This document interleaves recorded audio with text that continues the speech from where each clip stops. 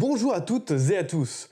Comme dans toutes les professions, les agents publics, c'est-à-dire les agents fonctionnaires et contractuels des administrations publiques, disposent d'un certain nombre de droits et sont régis par un certain nombre d'obligations dont un grand nombre sont identiques à tous les salariés du privé, quand d'autres sont légèrement ou plus franchement adaptés afin de prendre en considération les spécificités liées à la gestion d'un service public. Et vous savez quoi? On a de la chance puisque depuis 2022, l'ensemble de ces droits et obligations sont réunis au sein d'un même code, l'unique, le seul, j'ai nommé le Code général de la fonction publique. Et je vous propose de passer l'ensemble de ces droits et obligations en revue de manière un peu originale grâce à un certain nombre de mini-classements maison dont vous me direz des nouvelles. Vous voulez connaître les droits les plus utiles vus par les fonctionnaires, les obligations les plus nobles, les droits avec la plus grande profondeur historique ou les obligations les plus cinématographiques?